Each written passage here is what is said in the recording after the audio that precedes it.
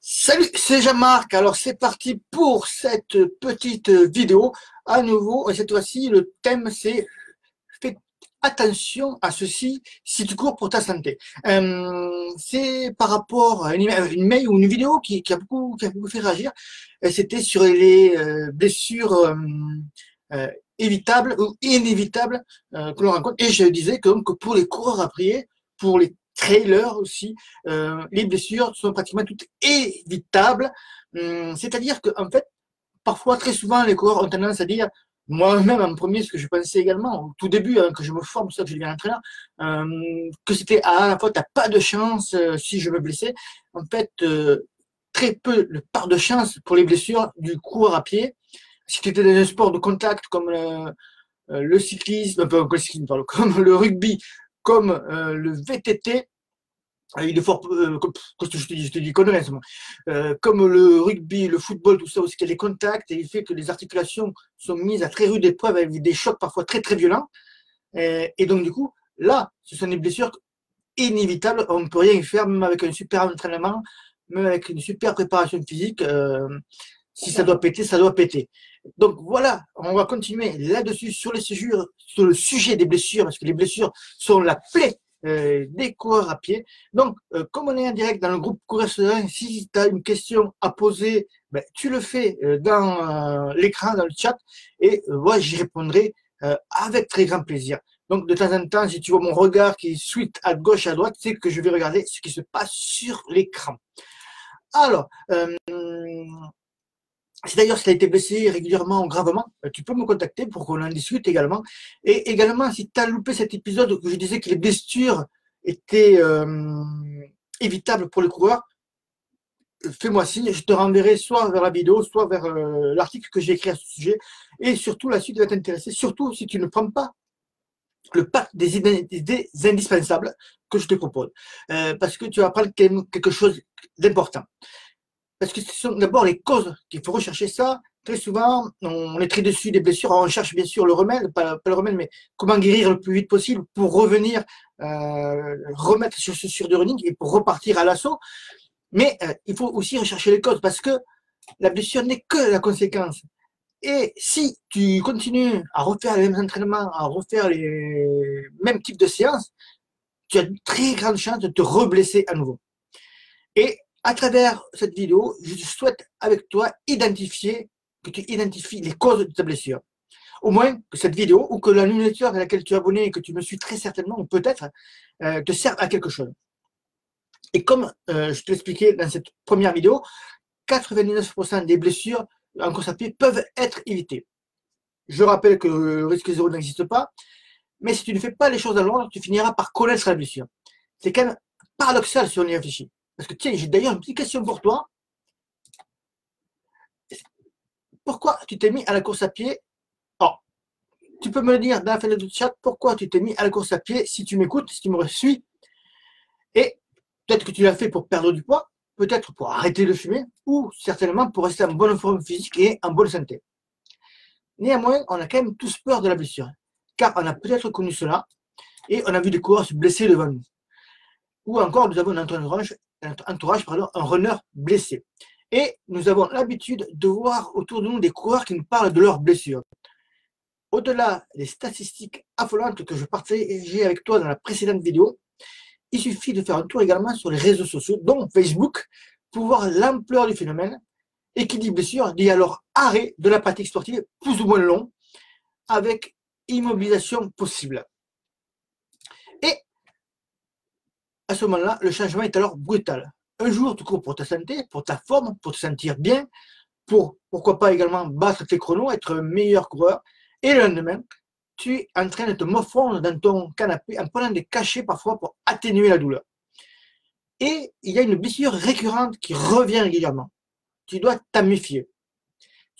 Surtout si tu aimes courir sur les chemins. Bon, je pense que tu la connais. Il s'agit de l'entorse de la cheville. Très souvent, j'ai cru que cette blessure était la cause. Ah, pas de chance. Se tordre la cheville parce que on n'a pas vu une racine, un rocher, ou parce que on n'a pas vu un trou. Eh bien, je me suis trompé. Alors, pourquoi nous tordons-nous la cheville? Pourquoi chute-nous parfois. Alors cela t'est déjà peut-être arrivé, tu es en train de courir sur un chemin et tout à coup, sans crier gare, tu tombes après avoir heurté une racine ou une pierre ou ta cheville va vriller dans un virage ou tout simplement en courant sur un chemin plus ou moins plat. Il faut savoir que l'entorse de la cheville est une des consultations les plus fréquentes aux urgences des hôpitaux. Alors, quelles peuvent en être les causes? Tu peux avoir une fragilité tendinose musculaire.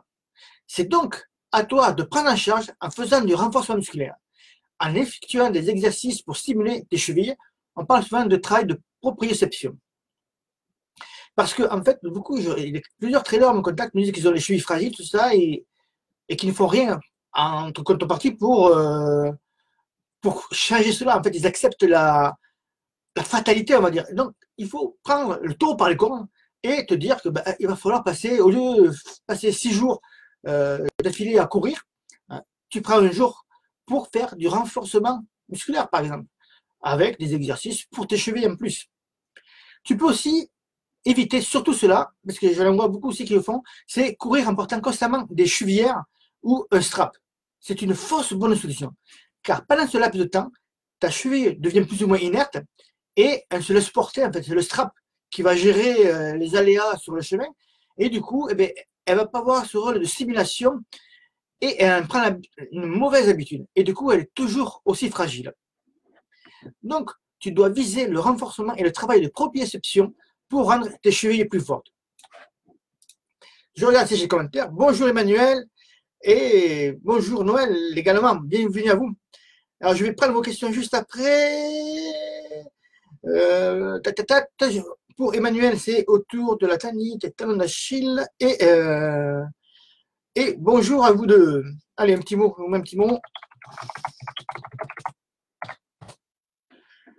Alors, si vous avez des questions, mettez-les dans la fenêtre de chat et je vais y répondre juste après.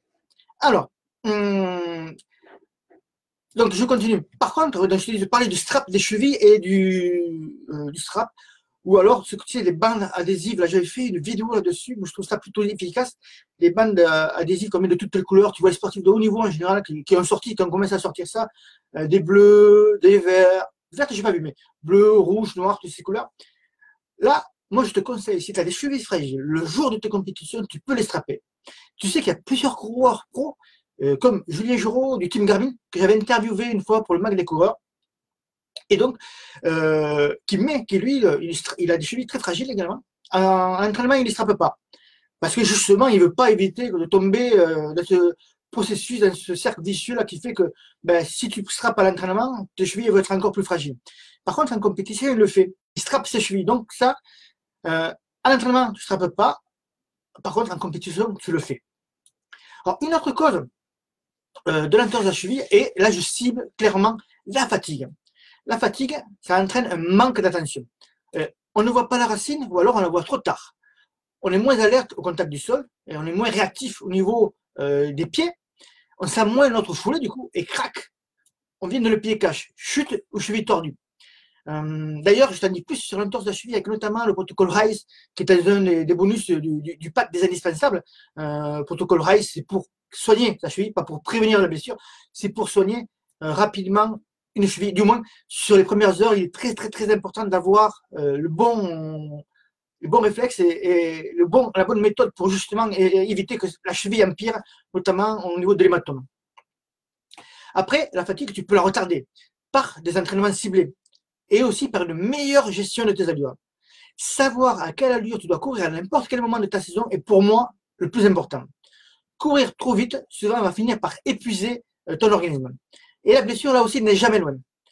Tu te dis alors que courir lentement est un gage de sécurité. C'est vrai dans un sens, parce que 75 à 80% de ton entraînement se fait à des allures d'endurance. Et oui, il y a plusieurs sortes d'endurance. Mais attention à ce que si tu fais que d'endurance, ton moteur va ronronner. Et lorsque tu fais une petite accélération, tout s'emballe trop vite alors pour toi. Tu n'es plus habitué à fournir des efforts plus intenses et tes muscles ont perdu cette capacité à accélérer. Un peu comme si tu roulais avec le frein à main enclenché. Cela va vite te sentir le aussi. Alors, je retourne rapidement sur la fenêtre de chat. Pas d'autres questions pour l'instant, donc hop, je continue. Alors, connaître et gérer tes allures est donc indispensable. Les varier aussi à l'entraînement est impératif que tu sois à jour, à ton logiciel soit à jour sur ce point-là. comme tu le ferais certainement pour le logiciel antivirus de ton ordinateur ou ta tablette. Parce que très souvent, je rencontre des runners qui ont les derniers tests VMA qu'ils font, les derniers tests physiques qu'ils font, qui datent de plus de 6 mois. Donc autant dire que ça date de très très très loin. Et forcément, quand ils vont à l'entraînement, s'ils utilisent un plan d'entraînement, or que ce soit les nôtres, si c'est les nôtres, en général, ils sont très, très au courant du truc, ils savent qu'ils repassent régulièrement le test, mais très souvent, si tu prends un plan du web, tout ça, tu n'as pas envie de refaire le test vraiment parce que tu te dis, date de 5, 6 mois, 7 mois, ça ne servirait pas à grand chose, que tu ne penses pas que tu es beaucoup évolué. Grosse erreur. Il faut mettre ton logiciel à jour régulièrement. Ah, tu n'as pas à le faire tous les 2 mois, tu n'as pas à le faire tous les 3 mois, mais moi, je conseille au moins tous les 4 mois, 5, 6, vraiment à la limite, tu peux en faire 3 dans la saison. En général, chaque fois avant une préparation spécifique, par exemple, une préparation de 3 mois pour un trail ou de 3 mois pour un marathon, tu fais un test pour voir où tu en es au niveau de la condition physique, au niveau de ton test. C'est vraiment très, très important. Et également, si tu le souhaites, à travers le pack des indispensables, tu vas pouvoir mettre en place pour toi tes 5 allures personnelles grâce à notre test. Et puis, je vais t'envoyer 2 livres chez toi. C'est vraiment 2 livres pratiques. Alors, je ne les ai pas. Attends, je ne les ai pas là. Je vais les afficher. Bouge pas, bouge pas.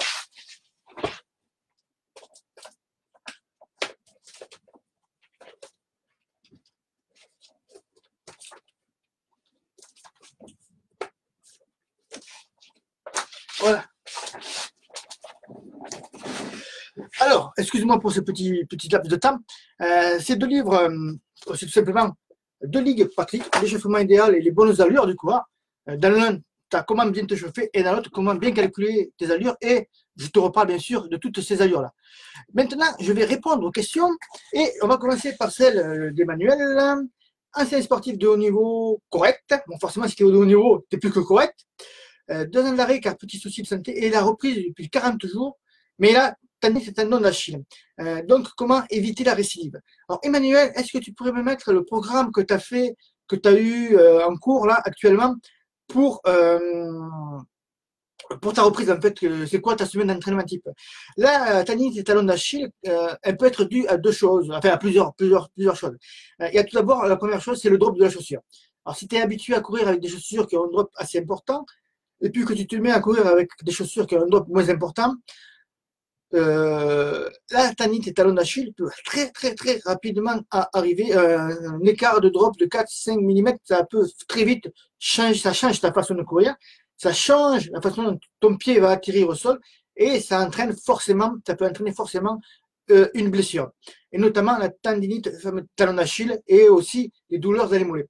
Donc attention à ces drops de chaussures parce que très souvent, on ne fait pas gaffe. Et puis quand on va dans les magasins sport, moi j'ai le cas avec ma femme qui court avec des chaussures Mizuno ou avant des Asics qui avaient un drop de 10, 12. Et elle est allée voir dans un magasin, donc j'étais là, hein, et le mec lui a proposé des Soconi. Bon, les Soconi, j'ai rien contre les chaussures, elles sont de très bonnes chaussures, j'en possède plusieurs modèles là. Et ce qui est arrivé, c'est qu'il lui proposait un drop de 4 mm. Je lui dis de ne pas prendre cette chaussure-là parce que le différentiel est trop important et elle risquait des douleurs. Donc, regarde bien tes chaussures, comment elles sont. Et pour vraiment éviter la récidive, marque-moi vraiment ta semaine d'entraînement, Emmanuel. Mais ce qu'il faut faire, ce qu'il faut, je te le marquer, parce que comme tu ne réponds pas, est-ce que tu es toujours là? Alors, ce qu'il faut que tu fasses surtout aussi, c'est voir au niveau de l'entraînement. Peut-être que tu as repris trop rapidement, ce qui fait que tu es en train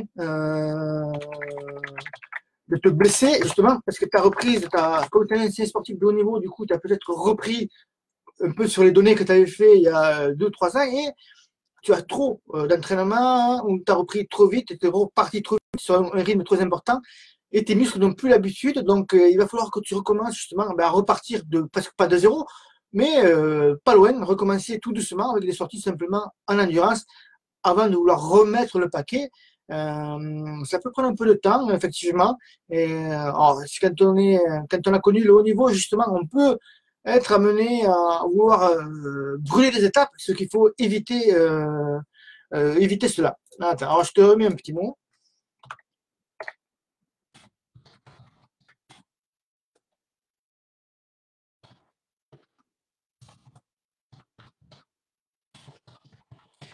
Hop, excusez-moi, on s'enlève.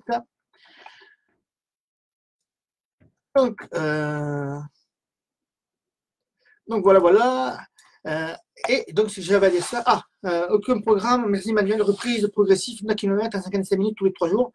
Les 80 New Balance, 1080 New Balance, je pense qu'il y a un drop de 10-12, donc c'est pas sur ça. Reprise progressive, 9 km en 55 minutes, oui, effectivement, ouais, c'est vraiment doux pour toi, je pense, tous les 3 jours. Peut-être justement que tes premières sorties, 55 minutes, c'était un peu trop. Tu aurais dû commencer par 40 minutes sur ta reprise. Bon, maintenant, tu es blessé.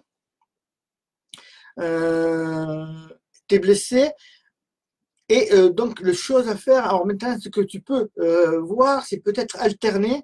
Là, tu le fais tous les 3 jours, une sortie de 55 minutes.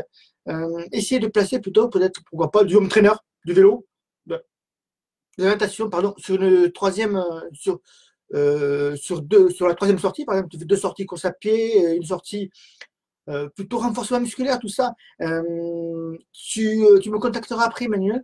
Je t'enverrai le protocole Stanish, qui est un protocole, je t'enverrai une vidéo qu'on avait fait avec Frédéric Hulin, mon collègue entraîneur, autour du protocole Stanish pour les tanites d'Achille. Tu vas essayer cela. D'ailleurs, si je peux, je te la mettrai juste après. Je te la mettrai dans les commentaires. Cherche pas, je te la mettrai dans les commentaires. Et tu vas voir, ce protocole Stanish a des exercices à faire tout simples pour renforcer les tendons d'Achille. C'est à faire régulièrement, 3-4 fois par semaine. Après, pour éviter la récidive, bon, on peut voir les dents aussi. Il y en a qui disent que les dents, moi, ça peut venir les dents. J'y crois pas trop. Franchement, je crois plutôt que c'est dans l'entraînement qu'il faut regarder cela. Les chaussures, c'est pas cela. Donc, à mon avis, c'est dans l'entraînement. Il y a peut-être un peu plus doux. Et voir justement si si ça vient de l'entraînement, alléger un petit peu l'entraînement pour voir si ça passe. Et les tendinites d'Achille, c'est une inflammation, donc tu peux mettre du froid juste après. Je te conseille également, pour vérifier que c'est bien les tendinites d'Achille qui sont touchés, un petit tour chez le docteur. Alors, est-ce que tu as fait un tour chez le docteur? Je ne sais pas trop, mais voir docteur, kiné, ostéo, parfois un petit déplacement du bassin peut entraîner des tendons plus raides. Donc, avoir aussi le podologue, pourquoi pas le podologue également, qui va étudier ta foulée, un podologue sportif de préférence, parce que c'est le podologue sportif, il a passé un diplôme supplémentaire, enfin, il a fait un cursus supplémentaire, donc il est plus à même de conseiller les coureurs à pied. Donc voilà ce que j'avais à te dire, Emmanuel. Donc je vois qu'il y a Noël qui m'a posé une petite question. Hop, hop, hop. Est-ce que le drop d'une chaussure, ou du moins un changement de drop, justement, peut causer une aponévrose plantaire? Ça, c'est une très bonne question. Et je ne vais pas te dire, je ne vais pas t'enfumer le cerveau. Je ne sais pas. Aponévrose plantaire, pour moi, c'est une douleur au niveau de la plante des pieds. Je ne pense pas que le changement de drop peut être à l'origine d'une aponévrose plantaire. De tous les études, de tous les cas, les études scientifiques que j'ai regardées, j'ai suivi de près le débat toujours enflammé entre ceux qui sont pour les pros minimalistes et les pros chaussures à drop. Enfin bon, dans tout ce débat-là, j'ai suivi tout cela et je n'ai pas vu la aponévrose plantaire enfin, le changement de drop qui était responsable des aponévroses plantaires, mais plutôt dans les douleurs pour les mollets et dans les tendons d'Achille justement pour les drops des chaussures. Donc je ne pense pas pour les improvisateurs que ce soit à se renseigner, à voir cela, mais je ne veux pas te dire de conneries parce que je ne sais pas.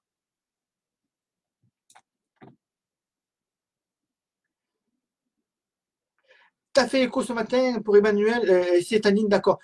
Donc, tendinite, j'ai quelque chose de très bon pour toi aussi, j'y pense maintenant, parce que moi j'ai eu une tendinite dans la Chine, parfois ça revient un petit peu.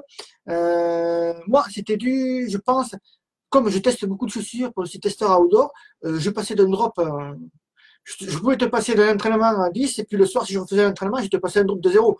Ça a duré un petit temps, puis au bout d'un moment, mon corps m'a dit stop aussi là. Donc je fais attention maintenant au niveau des entraînements pour les drops de chaussures. J'ai fait quelque chose de très très bon, moi qui m'a vraiment soulagé. Maintenant que tu as l'échographie, tu sais exactement le point délicat de ton tendon d'Achille. Donc tu vas avoir les séances de kiné. Choisis un kiné qui a un appareil à onde de choc. Alors ça, tu le demandes à ton docteur, il va peut-être te donner des adresses, mais il vaut mieux que tu fasses le tour des kinés, mais prends celui qui a un appareil qui fait onde de choc. Je sais pas où tu habites, donc je ne peux pas te donner l'adresse, mais Sur Paris, il y en a plusieurs, mais il y en a beaucoup qui sont équipés maintenant. Pas tous, mais souvent les cabinets où sont réunis à plusieurs, ils ont cet appareil-là. Et donc, c'est vraiment très, très intéressant. C'est une sorte de pistolet et ça donne 1000 ou 2000 coups en 4-5 minutes. Et c'est vraiment très, très, très efficace pour soigner les tanites. J'ai envoyé beaucoup de coureurs qui ont fait ce processus-là et ça marche énormément bien. Donc, moi, je te conseille les ondes de choc pour soigner ta tanite. Surtout qu'en faisant les ondes de choc, tu peux continuer à t'entraîner. Donc, si tu fais juste des sorties en endurance, tu pourras continuer à t'entraîner. Ça, plus le protocole de Stanish, je pense que tu seras bien, bien, bien paré. Donc, voilà ce que j'avais à te dire, Emmanuel.